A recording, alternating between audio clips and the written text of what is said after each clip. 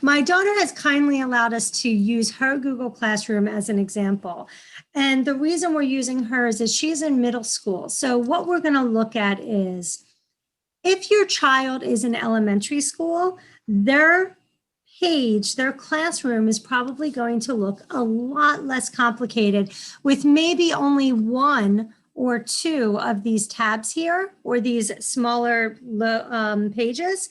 But if your child is in middle school or high school, you'll notice that each class and each teacher maintains their own Google Classroom.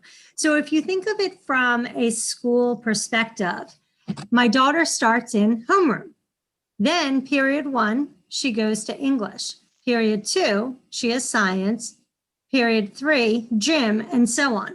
So basically what Google has done is allowed the teachers to each maintain their own Google Classroom, and the students merely go from class to class to class. Does that make sense so far? So, but here's the catch. The other side of it is, just like in school, each teacher is able to set up their Google Classroom and use their Google Classroom in a way that works for them. So this means, as a parent, if you're going into Mr. Evans' English period 1, the way he structures his Google Classroom may not be the same as the way Ms. DeLucia does. And what this does for parents is it makes it a little bit more confusing of, well, wait a second here. When I went into Mr. Evans' class, I saw that everything looked like this. But now when I go to Ms. DeLucia's class, it's completely different. And this is, I'm finding as a parent personally, it's a little confusing. And then I'm also finding that, how do I work around this so that I can figure out where to find her assignments? What is due? What is missing? Or how did she do on the things that she attended? So we're going to go over that a little bit later. But for now, I just want to show you some things to look out for within each class structure. So when I look at, for example, Mr. Evans' English period, you can see there's a stream, there's classwork, and there's people at the top. The stream is really used for most teachers as a way to share announcements. So if you think of it more like social media, Facebook, any of those tweets, any of those sites, what the stream does is it allows the teacher to really send out notifications to say, hey, class, this is what we're going to do today. So if you think of it from how they would be in person, you would walk into your class 1 and Mr. Evans would say, good morning, class. Good morning, Mr. Evans. Period 1, I want you to know we're not going to meet in person today. Please make sure you answer the attendance question and complete the assignment under Thursday, February 25th. So this is his way. He uses Stream as a way to share announcements with the class. If he was in period 2, for period 2, there's no announcement, so they would simply go right to, you guessed it, classwork. So I will honestly say this page I find overwhelming. This is where each teacher sets it up to work for them. And the students can seem to navigate it really easily. As a parent, I find it a little overwhelming. Here's where the students know this is where their Zoom classroom link is. For Thursday, this is what my daughter had to do today, which I'm hoping she did. And then for course selection 2021, I don't even know what all of this is for. She will know. And that's where it becomes a question of, how much do I really need to know? Do I need to know every single one of these templates? Or do I really just care about what does she have done today, do today? So when I look at this, you can see this is how he sets it up. What I would like to show you is if I go back to her overall structure, let's compare Mr. Evans' class to Ms. DeLucia's, and you'll see, okay, here's her announcement. Her stream is a little bit different. Now look at her classwork. Do you see how, first of all, her class looks a lot different? Mr. Evans' class had the Zoom link at the top, and then he had only the assignment for today. whereas Miss DeLucia has the assignment for the entire week. As a parent, I sit here and I say, okay, this is all great. What does she have to do? What hasn't she done? And what's coming down the pike? So as a parent, I find this a little bit overwhelming. So my tip and trick that I would really like to share with everybody is the students know how they need to use Google Classroom. And we know they have to go to their different periods. They probably go into each one, they grab the information they need. What do we need as parents? We don't need to know it all. We're not going to be sitting in school with them. If they were in person, we wouldn't get all of those personal announcements anyway. So my tip and trick is I like to go to either this to do right here on the left, or I pull down the menu, which is again, these 3 lines or 3 lines on the left, and then I go to do from here. This allows me to very simplistically see what is assigned, what is missing, or what is done. So first I look at, as a parent, I just kind of do some quality checks for my middle schooler. Middle school, I don't feel like I necessarily need to go in every single day. It's not like going through your elementary child's book bag every single night. But in middle school, this is a really nice way to at least be able to figure out, okay, what do you have coming due? What's missing and what's done?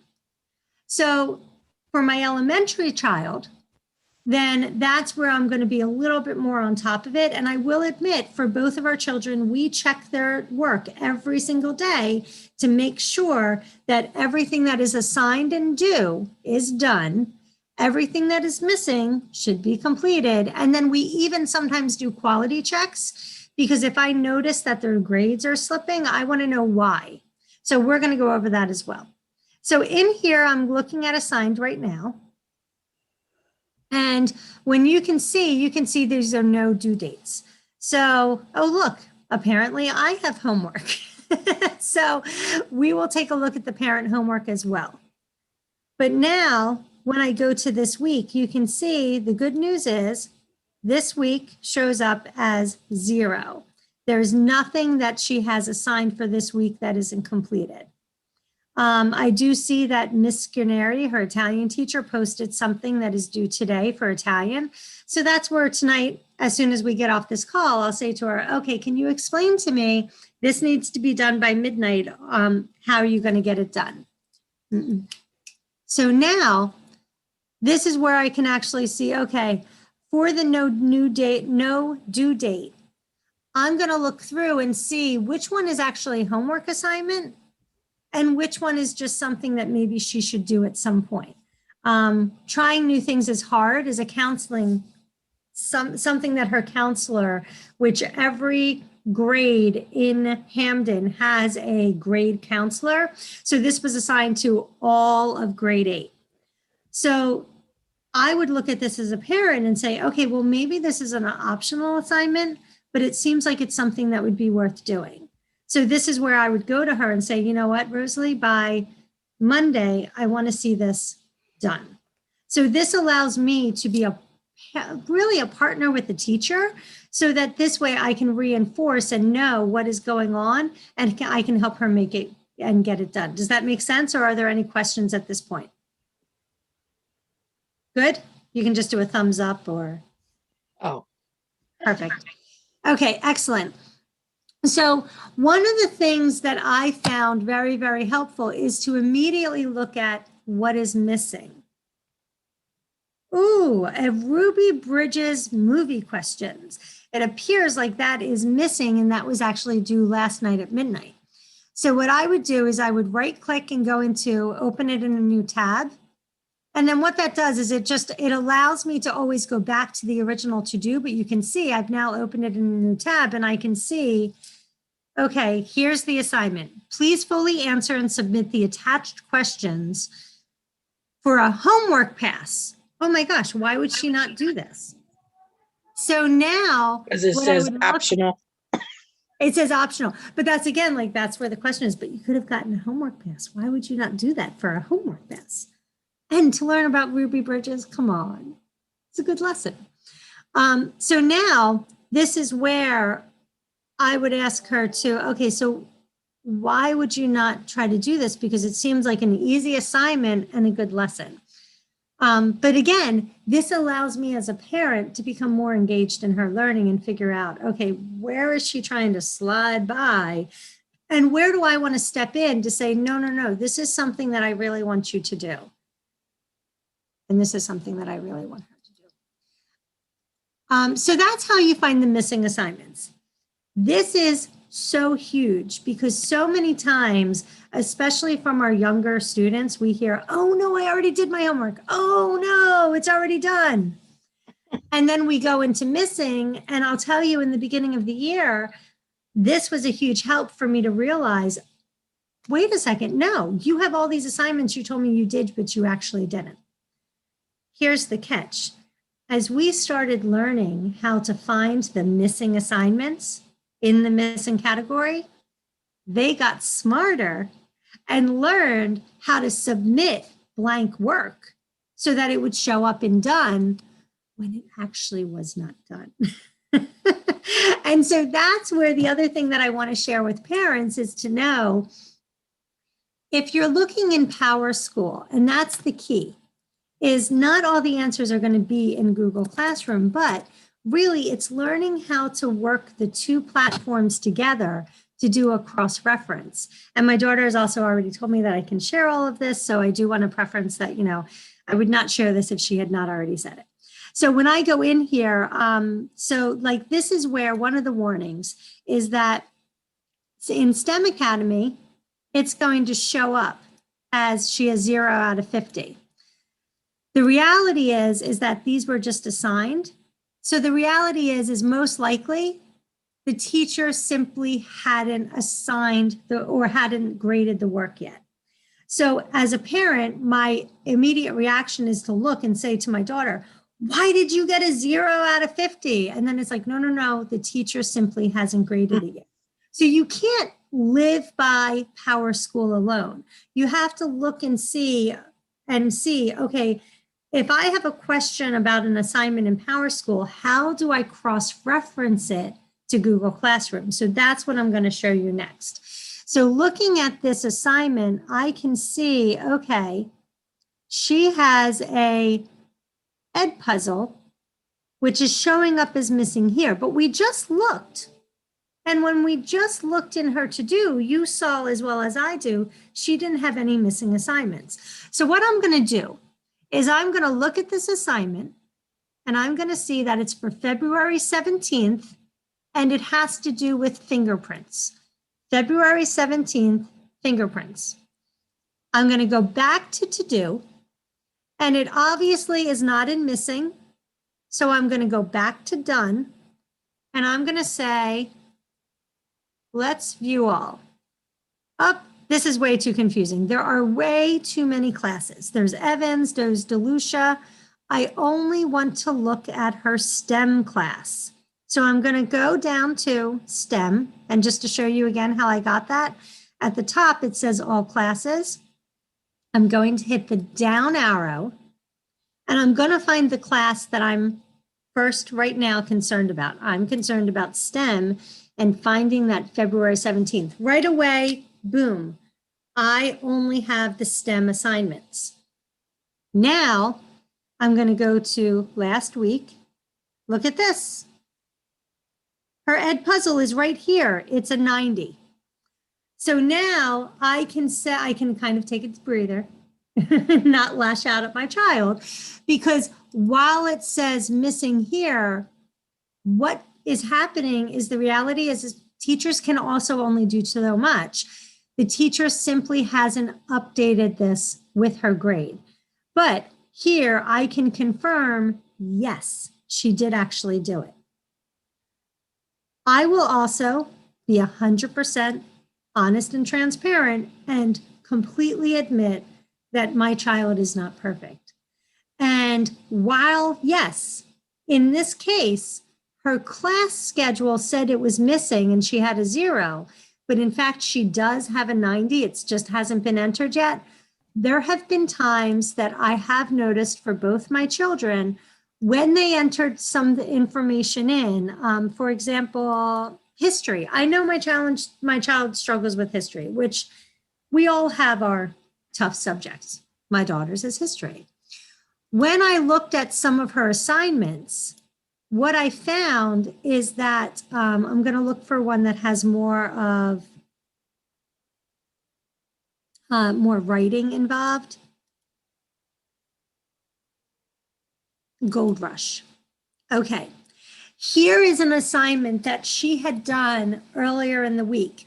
And when I noticed her assignment and the way that she was answering questions, they simply were not answered as well as I thought that she could as an 8th grader. So as a parent, what I did was I went in and I said, oh, come on, Rosalie, I know. Sorry, this is an ed puzzle, so this one is not going to be a good example.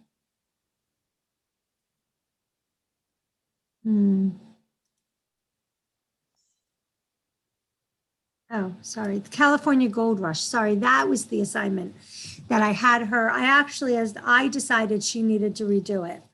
And so the perfect example was, why were the miners called 49ers?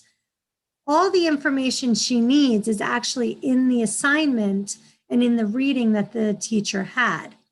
And when she put this down, I can't remember what her answer was, but it was wrong. And I happened to open it and I could see every single one of these answers was just really not complete or not on the spot. So I said to her that she needed to redo it. The question is, and she said, well, I already turned it in. There's nothing I can do. There's always something that you can do. So what I did was I clicked unsubmit, which I'm not going to do now because then it'll unsubmit it and then show it's turned in again. Once you unsubmit it, what happens is it pulls it back from the teacher's Google Drive and it allows them to edit it and resubmit it. So that's just as a parent to know if your child ever turns in something, they make a mistake or it's just not complete or it needs to be corrected. All you need to do is go to the original assignment, click unsubmit, have your student or your child redo the work, and then they can resubmit it.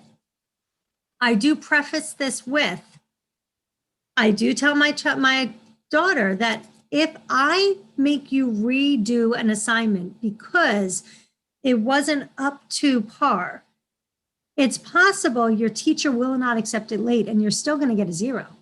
But now you're doing it for me. So my daughter in January, you always have those slides. In January, there were 2 assignments that she didn't do it for Italian and just took 0s for them. Well, I know the period has already closed.